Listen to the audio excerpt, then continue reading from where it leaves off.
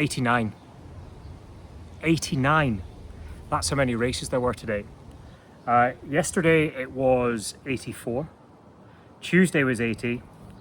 Today was 89.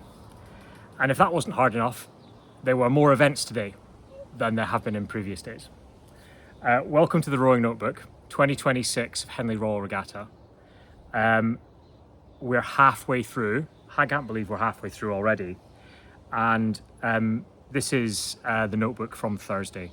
What a superb day of racing. Changeable wind conditions, which led for some interesting moments, particularly if you're Thames Rowing Club in the Danesfield. A little bit of a hairy moment in one of the last races of the day there. But all round, good stuff. Swirly wind conditions, tailwind as well, so some fastish times. There were no sort of like super fast times over the whole course, but some fast times to the barrier nevertheless. So we can see that there's some crews of purpose, not that there are crews that don't have purpose at Henley Royal Regatta.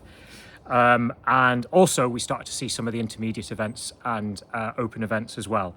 So we had the Diamond Sculls Challenge Cup, the Princess Royal, we had the Double Sculls Challenge Cup, we had the Prince of Wales, we had the first round of the bridge, we had a round of the town. So really starting to see not just the great racing that you get from the Tuesdays and the Wednesdays in some of the club and student events, but now seeing some of the even bigger big guns coming out and treating us to some great rowing.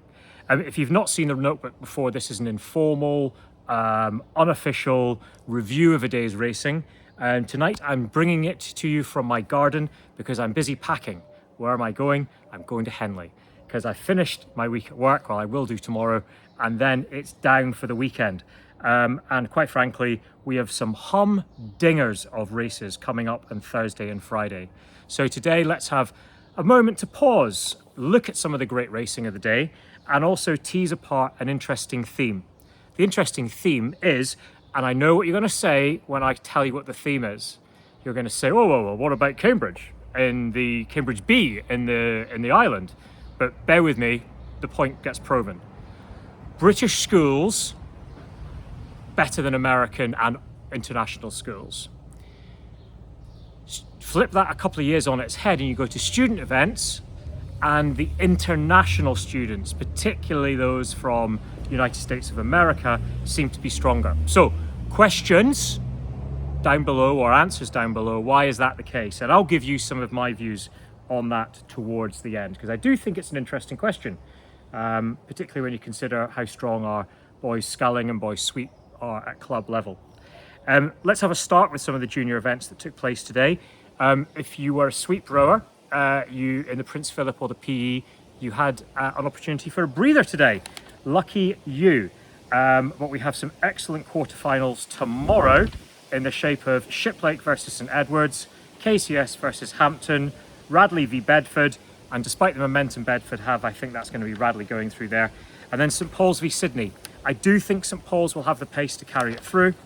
And then on the Prince Philip quarterfinals, St Edwards versus Shiplake. That will be one to watch. LEH versus Chicago, I anticipate being routine business for Chicago. Headington versus Deerfield.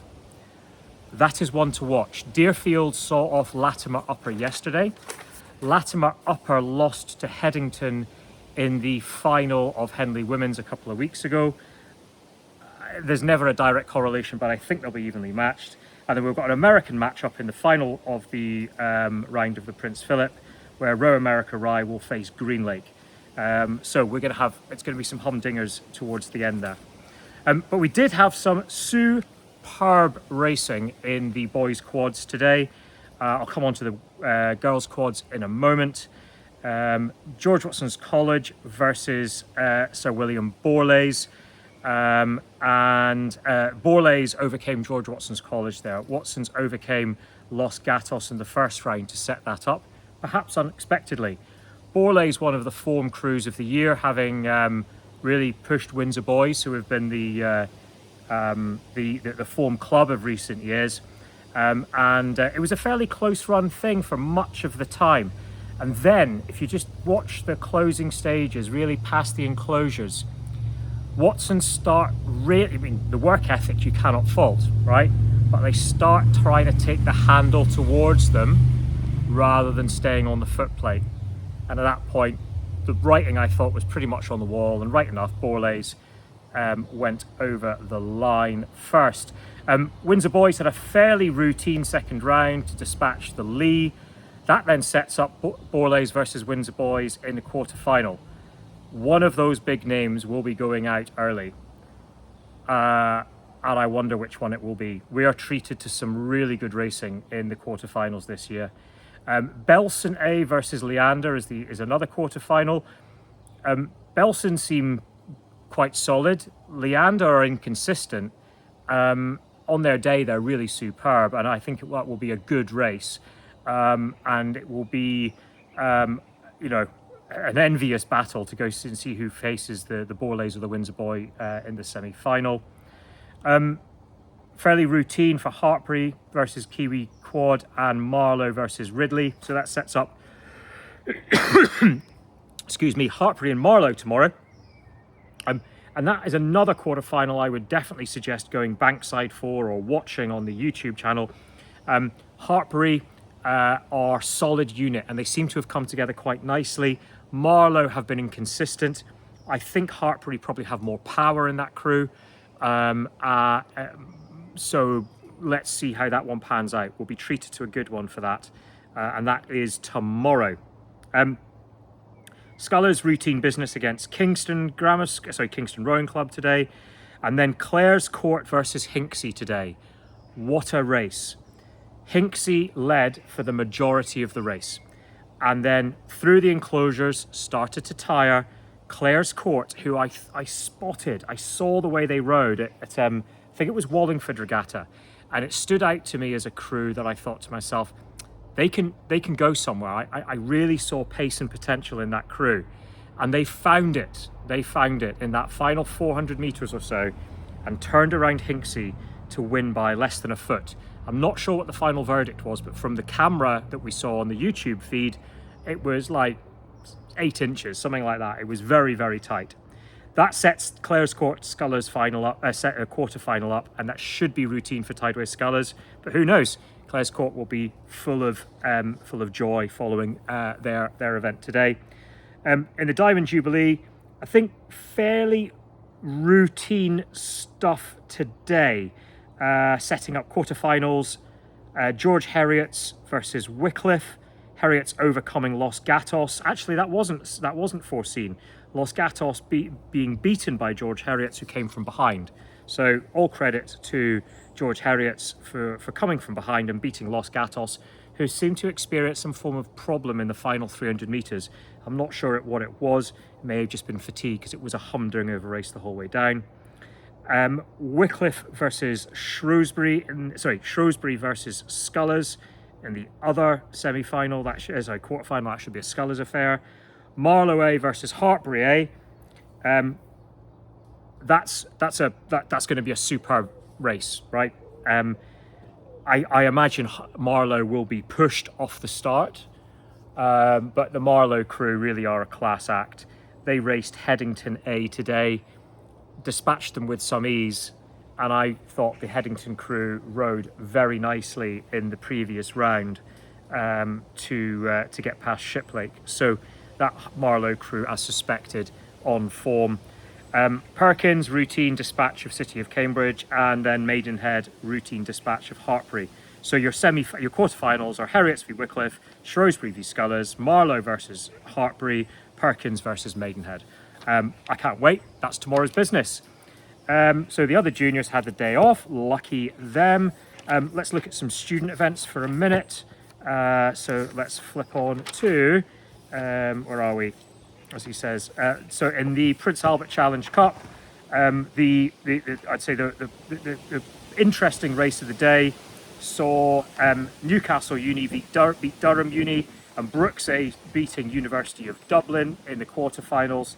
In the second round to set up quarterfinal of Newcastle Uni versus Brooks A.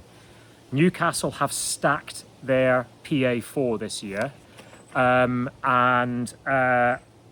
that's a tough draw for them to come up against Brooks in that round. But I'm sure they will give a great account of themselves. It will be certainly one to watch. Elsewhere, Oxford University A v Harvard, Cambridge University versus IC, and Oxford University B versus Triton. So we're starting to see some interesting battles. I certainly wouldn't want to be in the lower half of that draw, which is the Oxford Uni v Harvard, Newcastle v Brookes half. The top half seems a little bit more open. Brookes B, having overseen Saurus in their second round, they'll go in Boyd, looking to take on Triton. So who knows? Maybe we'll see Brookes reaching it all the way to the semi-final. Who knows? We were also treated to some great racing in the Y-fold, so men's club events. No, hang on. Let's finish talking about some student events first. We had the Island Challenge Cup being raced today. We got to see Durham A in business against strong Edinburgh University crew, and perhaps unsurprisingly, Durham A went through. And then what we saw was Cambridge University B overcome Yale A. And I don't think anybody saw that one coming. If you hear some bouncing, that's because my kid, well, one of my kids, is now going on the trampoline. Elizabeth, what was the best race of the day? I can't remember. You can't remember. Okay. And the other one's come down, who's just been put to bed. So it's all go at the Rowing Notebook headquarters. Anyway, Cambridge University B overcoming Yale is probably one of the upsets of the tournament. They end up drawing Brookes A in the next round, which is probably not going to go well. I'm going to move away from the flipping trampoline. Otherwise, this is just going to be even more carnage than it usually is, right? And then I think that's going to be a heck of a matchup. And the next thing in the matchup in the next round is going to be Cambridge University A v the Huskies, right? Huskies had a relatively easy road today against Newcastle. They'll be pushed tomorrow by a strong Cambridge University crew. But I suspect the Huskies will end up going through. So your quarterfinals in that race tomorrow, Groninger versus Durham A, Cambridge University A versus Washington, Cambridge University B versus Brookes A, and Brown A versus UL. In the Temple, any giant slaying today? Don't think so. No, all relatively business as usual, apart from an absolutely brilliant race in Laga versus Wesleyan. Wesleyan having led most of the way down the course and looking set for another upset before a remarkable move from Laga in the closing stages, which I think put Wesleyan under too much physical and mental pressure, and they then went through. So your quarterfinals in Temple: Syracuse v Washington, Laga v Nearest, Brookes A v Durham, and Cambridge University A versus UL. I think we're going to end up with a Nearest Washington semi, a Brookes Cambridge semi, which will then lead to a Washington Brookes final. There you go. That's my Temple crystal ball. And I think I'm going to call Washington. Washington for the Temple is going to be my shout. But I guarantee you Brookes won't take it lying down. Let's pause for a minute now and talk about, because we've covered junior events and we've covered university events. So let's talk for a moment about that theme that I was thinking about, right? Which is, why are our school programs so strong comparatively, and then our university programs, when they come up against often the Nearests of the world, the Washingtons, etc. Yeah, we've got Brookes, right? We've got Brookes, and they're pretty quick. For the time being, you know, there's been a lot of changes there, and who knows where that momentum will shift to. But outside of that one big centre, we don't really have many other world-class university rowing teams. We've got some very good ones, don't get me wrong, but you wouldn't put them in the same league as Yale, Princeton, Texas, Cal, Huskies, and the likes, right? So, yeah, America is a bigger country. The Britain's the home of rowing, right? So why is that the case? Well, I'm gonna put it down to the commercial model.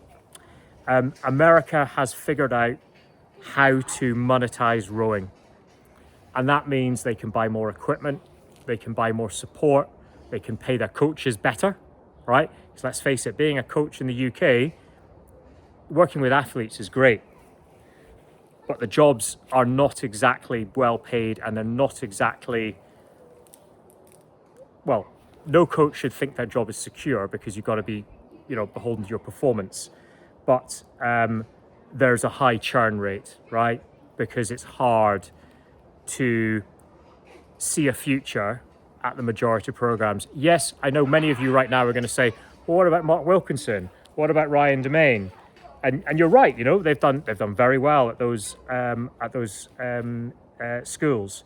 But I would say that they're the exception, and they're at schools, they're not at universities.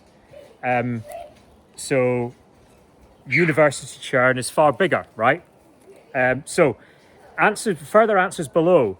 What is it specifically that Americans, the NCAAs and the IRAs, etc., but what is it specifically that generates the money into the American college rowing system that we could learn from? Comments below, please, because it would be nice. Oh, hang on, we just dropped the camera there. Right, in the Wargrave, big hitters started to come out. Really good to see. Leander very mercantile. Leander turned on the style. Thames A overcame Avon. Thames B overcame City of Cambridge, and Molesey C, the perennial chances of Henley 2026, were put out by Molesey A. So we've got some compelling semi-finals, our first semi-finals. Leander versus Thames A, and then Thames E versus Molesey A.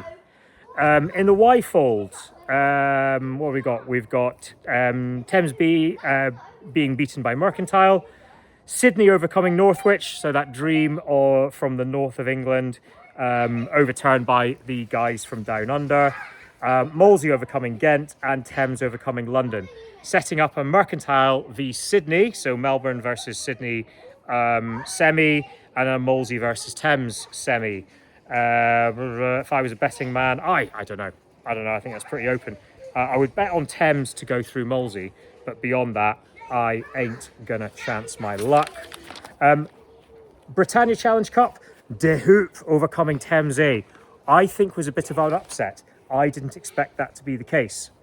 That sets up a semi-final for them against Potomac of Washington DC fame, and I suspect that'll see De Hoop through to the final. No offence, Potomac. On the other side of the draw, London A overcame Marlow, and a epic sprint, Ed Press from Royal Chester, well led out, and Will Lupton, people's champion, the wee man in the bow seat. I've got a particular soft spot for small people racing in the Brit, because I used to be a small person and I've raced in the Brit. So the stroke and the bowman there getting a special shout out for overcoming Thames B, putting in a sprint at the end to set up a semi-final against London A. Whether they have the pace to overcome London A, I'm not sure. But hey, Northern Power, let's go it. Let's do it. Let's see what you can do. In the Danesfield, business as usual in the top half of the draw. Thames A overcoming Canterbury, Leander overcoming Marlow. That Leander crew is powerful. Molesey knocking out London, and Strathclyde Park having narrowly avoided Thames B's kamikaze effort off the island. Strathclyde Park kept the cool. I imagine Perry McCluskey in the bow seat will have been, getting the Geldarts and Polly Swale and the others in that crew just to cool the jets. Don't worry about them. Focus on the boat. And they did. And they rode nicely to set up a semi-final against Molesey. And I think Strathclyde Park could very well see off Molesey. That would be an interesting race to set up. Right, we've got some other first rounders happening today in the bridge. The lady, blah, blah, blah, hang on, what am I talking about? The island and the bridge, some of the best racing this year. Honestly, I'm absolutely loving it. Leander overcame Orca with ease to set up a second round fixture, which is quarterfinals against Yale. And then a Leander Imperial College composite was beaten by Oxford Brookes Taurus by quite some distance. That Leander Imperial College crew did come through the qualifiers. I believe they're a relatively new combination, and while they're clearly powerful as individuals, the level of cohesion was not there to the same extent that fellow qualifiers Brookes and Taurus had. In the visitors, one of my favourite events, Nautilus B overcame Molesey. Alemannia from Germany overcame Potomac with a heck of a sprint.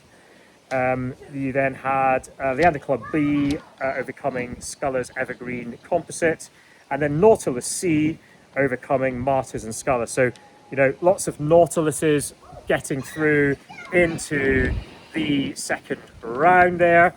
In the Prince of Wales, Oxford Brookes setting up a round against Skull, which I anticipate will go through from.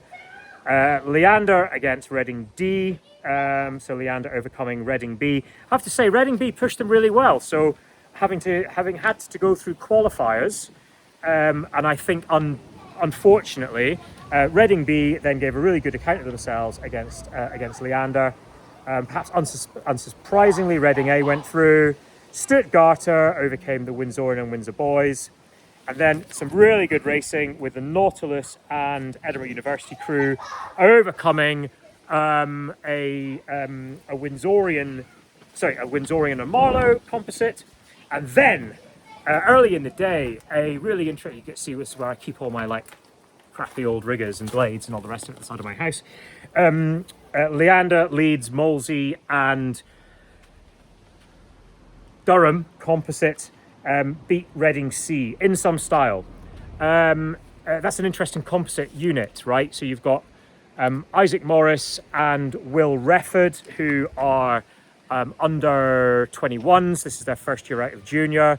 And then you've got a gentleman from Molesey, whose name I can't remember. And then you've got a guy called Quinn Molesey from Durham. And I believe the Molesey athlete and Quinn Molesey from Durham, not from Molesey, are both under 18s.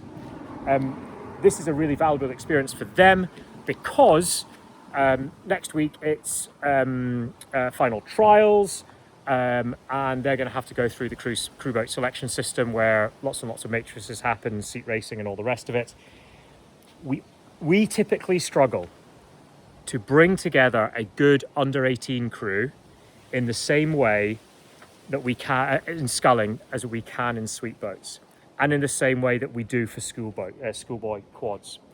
And I'm going to tell you now. I'm going to tell you now why I think that is. I don't think we focus on crew formation. I think we focus too much on seat racing and generating massive amount of data and matrices, but that doesn't automatically translate to boat speed. We know how good certain individuals are, so we can theoretically stick some blokes together in a boat and say it should go quick. But I think we do need to spend a bit more time going to combination testing, because that's where the magic happens, right? So I think ultimately what I would probably advocate for is we've got good crew scullers, right? We know that they're pretty good because we've got Borlays and Clare's Court and Scullers and Hartpury and Windsor Boys School and a smattering of other individuals who are pretty blooming quick.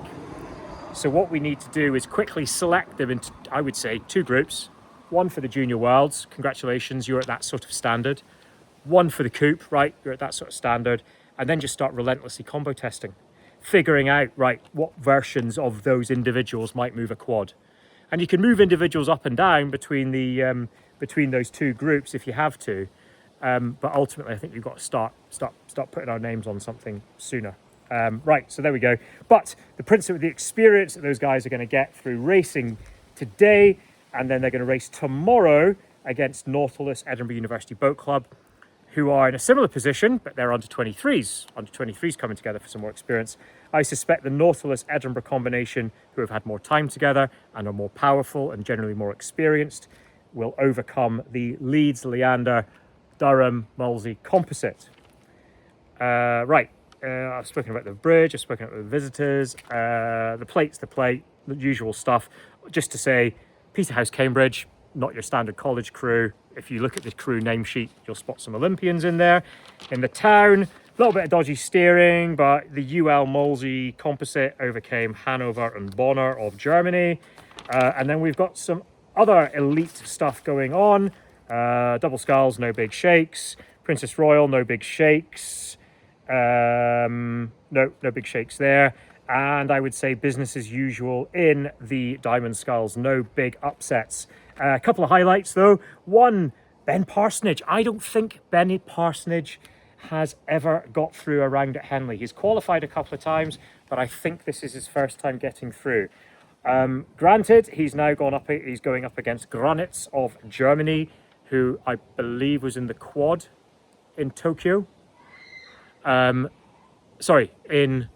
what were the last Olympics? In Paris. Get with it, David. But I think he'll struggle against Granitz. But you know what? Ben's going to give it a crack because he's a good bloke. And Ollie Zeidler going through, perhaps unsurprisingly, he goes up against Mr. Moore of Cambridge. That will be a fixture for tomorrow to watch because Mr. Moore is quite rapid off the start, but Ollie is also massive. What makes Ollie Zeidler so good? The question was asked of his coach today. Ollie is a former high-performance swimmer, and you see quite a lot of good swimmers transfer into rowing. And his father, who is also his coach, his answer was he understands how to get a hold of water and generate leverage against it. And that makes sense, right? Because in a swimming stroke, you're putting your handle in and then you've got to, generate leverage and you're propelling your body through. And it made me think, yeah, do you know what? Because he does get a hold of the water in a sensible way at the front end. And he does then hold it really nicely. The other thing that really struck me about Zeidler today, because it was a bit windy and it was a bit bobbly, is that his blade work has come on enormously, particularly at the release. He's holding the work on the foot plate a little bit longer. And as a result, he's holding the handles up off his lap, off his lap a little bit more than he used to. And then he's coming down and round in a way that's really nice and clean. So having struggled in the rough in the past and struggled in the rough in such a way that it really cost him in Tokyo, he's clearly been paying attention to that as well. So I thought it was an interesting nugget and I wanted to share that with you, dear viewer. I think that's enough from the rowing notebook from today. Tomorrow I get to go on a train and come down to sunny Reading and then to sunny Henley. And I can't wait to see you at the side of a river. If you see me walking around with this camera, if you don't see me walking around with the camera and you see me just walking around, come and say hello. Come and give me your thoughts on how this is going. And I'm looking forward to some absolutely brilliant racing from Henley on Friday, Saturday and Sunday. Joe, I'm going to close with a final comment. How many times did you hear Angels by Robbie Williams today? Someone on the riverbank was crooning it a horrendous amount, and it was putting me off. If you did go out today, fear not, because I hear Bez from Happy Mondays, and if you're as old as me, you'll know who Bez from Happy Mondays is DJing tonight somewhere on the riverbank. So get your Choose Life t-shirt on and a pair of Timberland boots and tight stone-washed jeans. Yeah, that's pretty much how I used to cut my style back in the day. Still do. And go and see Bez, because there's an Oasis tribute band and everything. It's going to be epic. I kind of wish I was there. Right, have a pleasant evening, and we'll see you on the riverbank tomorrow.